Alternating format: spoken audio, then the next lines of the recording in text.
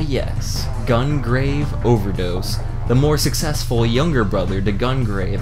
So successful, in fact, that it was released on PSN unlike its predecessor, saving it from auction eBay hell. Once again, this game is a third-person shooter hack-and-slash-esque hybrid thing, but this time it was developed by the animation studio Ikusabune for the PS2. Red Entertainment took the back seat as just being the publisher this time in Japan, with Mastiff Studios taking the reins as the publisher in the West. The game was released in 2004 for both America and Japan, and only a year later for PAL regions. It's so weird, isn't it?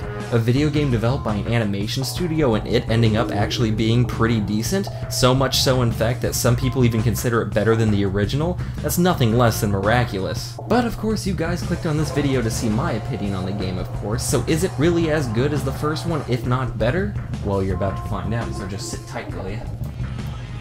Gungrave Overdose is a direct sequel to the first game, and not the anime, of course. As I have previously stated in the last episode, the anime had a radically different ending than the game. Gungrave Overdose is directed by Naohito Hanai, with Yasuhiro Naito returning to do the artwork and Tsuneo Imahori returning to do the music. The character designs once again retain that Yasuhiro Naito flair, but here we see some redesigns of some previous characters, such as Grave now sporting a red and black blazer instead of his purple and red trench coat from the previous game, and Mika now sporting a leather jacket and pants instead of her old red jacket and skirt. This game kinda leaves the Wild West aesthetic behind though, now in favor of the mafioso side of things, with some elements of cyberpunk and rock and roll. There are still many elements of body horror here, as is Naito's forte.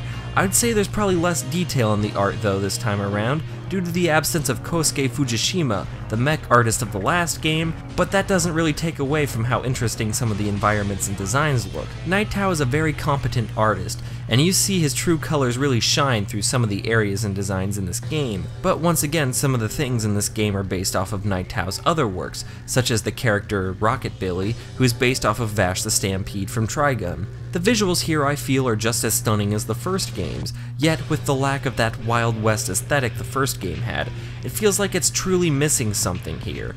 And that's not to say Naito's art is any less great than it previously was, because that's far from the truth. In fact, I think his art improves with this title. It's just the Western aesthetic was truly something that made the game stand out on its own. At least Naito's art retains some of its rough edges and coloring style, which elevates it above some other games' artworks.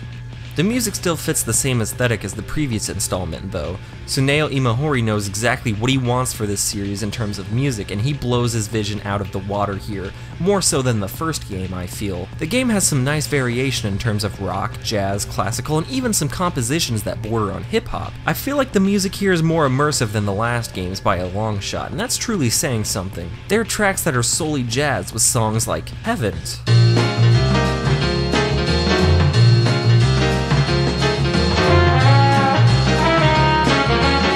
or songs that are more rock-like, like The Dawn.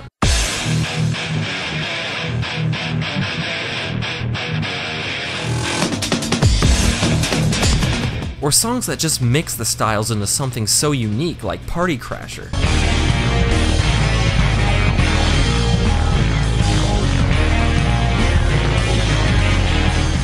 And while there's a lot of songs here that are up in your face and up-tempo, there's still some songs that let you take a step back and enjoy some of Tsuneo's more peaceful compositions like Pieta.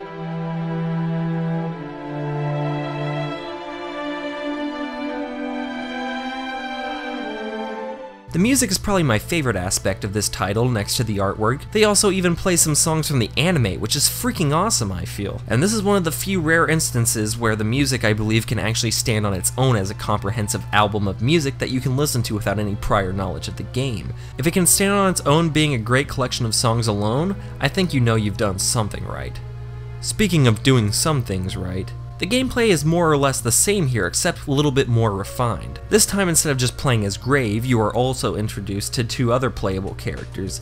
The two characters include the ghost of a rock star that inhabits a guitar, Rocket Billy Red Cadillac, and the failed experiment gone wrong, Juji Kabane. Each character has very similar controls to each other, but they have different animations, strengths, weaknesses, and attack patterns, which can keep your interest and make the game much more varied than before. You start the game by playing as Grave for the first chapter, but after that you get to pick whatever character you'd like to play as, and you predominantly follow that character through the course of the main story. Grave is the most rounded one in the group and plays almost identically to himself in the first game. He utilizes both long-range and close-range attacks, using both melee with his coffin with some nice variation compared to the first game, such as a ground pound, and shooting with his dual pistols that also have some new variations to them, such as a charge-up shot. The way Rockabilly plays is that he's more predominantly long-ranged with his attacks. He shoots electricity out of his guitar while playing it, and it hits the enemies in various directions. He, however, is not very good at close-range attacks, like Grave and Juji are. Speaking of Juji utilizes close-range attacks with his blades. His blades also double as pistols, which shoot enemies. Besides that though, as I said, it is pretty much identical to the first in terms of mechanics, such as the HP shields, and the beat meters and combos, and so on and so forth. And in the end, I mean, the gameplay here can still boil down to being a repetitive mess, but that is less likely to happen since there's slightly more variation here. The one thing that's still such a major flaw with these games is the lack of real environmental challenges and puzzles, which is a massive shame.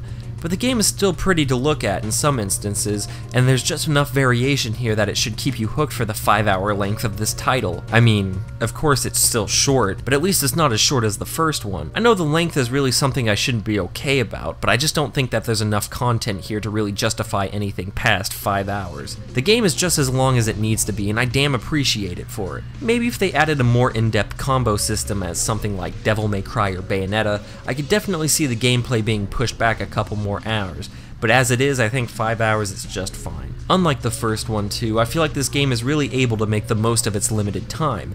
You see, to me, the first game felt more like a passion project that started to really become itself towards the end, and was quickly snuffed out right before the vision started to form. But I guess that even then, this game feels less like a passion project, and more like someone else taking that idea and just kind of doing more with it. But they don't add nearly enough to the game for it to be as refreshing as the original, just kind of an extension of what the original was. Another thing unlike the first game is that this one's dubbed, whereas the first one was subbed, which is really weird when playing both back to back, and it's really disappointing that they didn't even bring back the voice actors from the anime. A lot of the line delivery here is very stilted, which isn't helped by the really awkward cutscenes, which is really ironic considering that this game is made by an animation studio. Out of all the dubbed characters, Mika is probably the worst. Her line delivery is so lacking, like she just doesn't even give a shit to be there, which is really disappointing because her voice actress Renee Raudman did a pretty decent job in her other roles, like in Billy and Mandy and the Metal Gear series. Her voice gets especially grating in the tutorial mission where she just interrupts you for every 2 seconds. But the best moment out of all of her lines is when you get to the good old score menu at the end and she says the title of the game, and it's just so bored sounding. I had a serious laugh when I first heard it.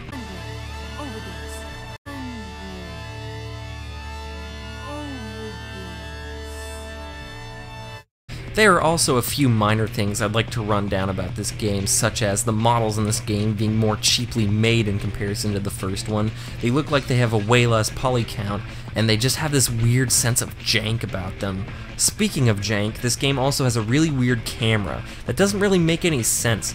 Like, you try to change the position of the camera and then it just snaps back behind to whatever character you're playing as, which can be very disorienting. There are also some occasional frame dips, which isn't a major problem for someone like me, but to others it could really bring down the experience. One positive thing though is that it's much easier to die in this game, so it feels like there's a little bit more challenge when compared to the first game. Though if you do not like that, do not worry since there are a lot of save points scattered throughout the levels. Another positive thing is that the bosses actually have tricks to taking them down, which I very much appreciate. And some of the cutscenes in this game can be cinematic, while others are just visual novel-esque, showing character profiles with various expressions while they talk. But despite all the weird dubbing and stuff, I feel the story presents itself rather well.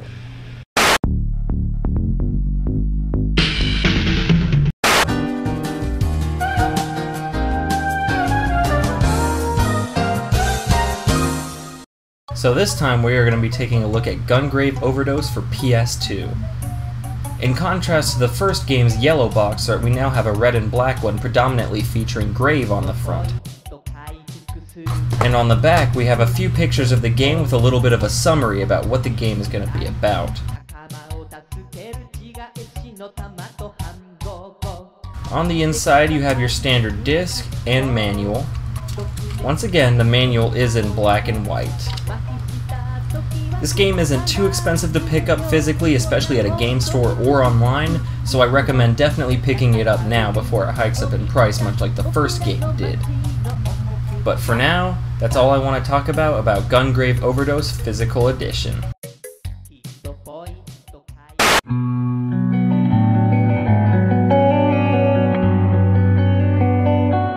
When it comes to the plot, the game takes place 3 years from the original, where Grave had to return to sleep and Mika had to take over for Dr. T. While you did stop the corrupt Millennium Mafia organization, it appears that Mika is still being pursued by some sort of enemy. The story in this game opens up on Mika being shot at while she's hiding in an old house in a cemetery. She appears to be struggling to wake Grave up. By the time that the enemies close in on the house, Grave, Rise from your grave. and is equipped with an upgraded gun coffin and a new badass suit. After he kicks some ass, Mika reveals that there's another huge shady corporation / mafia that is producing and distributing seed, which is a kind of drug that produced the monstrosities that you fought in the first game, and also one of the contributing factors to Grave's fall from the Millennium organization. Speaking of seed, everyone in this game just loves saying that word, seed, like 1,000 times.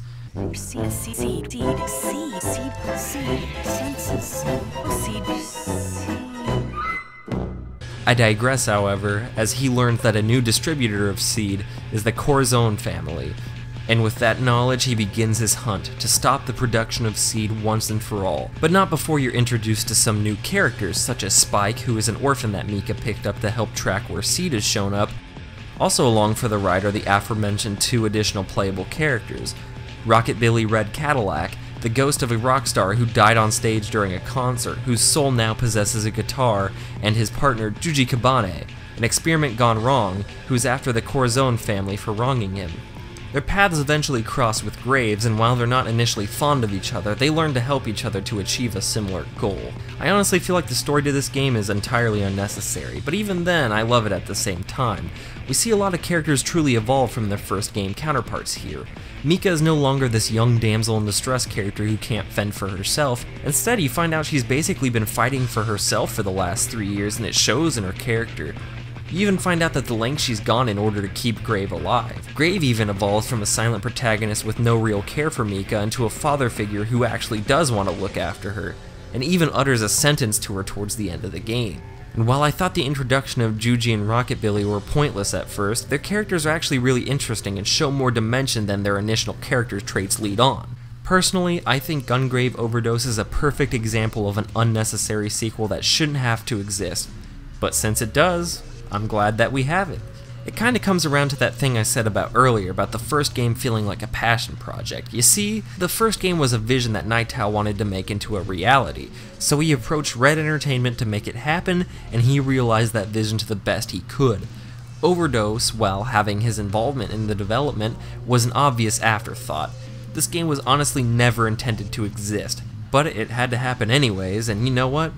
I'm completely satisfied with what we got. I can say this game succeeds in departments that the first game didn't, but even then this game just feels like another game, just something else that exists.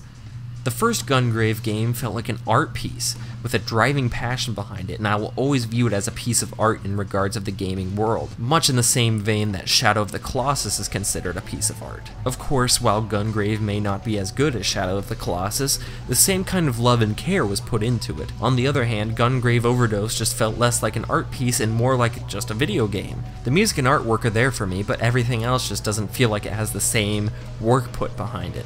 And while it sounds like I'm charging up to say this game was a disappointment, I'm not. This game is actually the unnecessary, less artistic sequel that functions less as an art piece and more as a game, whereas the first game functioned more as art and less as a game. Kind of an odd dynamic, honestly, but still something I'm willing to get behind. Overdose is overall a good experience, just like the first game. Just don't go in expecting the same amount of passion poured into it as the first game did. This game is definitely worth picking up if you were a fan of the first game or the anime, and if you're a PS2 collector or just a fan of the series in general, I definitely say buy a copy online for not too much. This has been Rtyuiope from Rtyuiope's Game Room, signing out.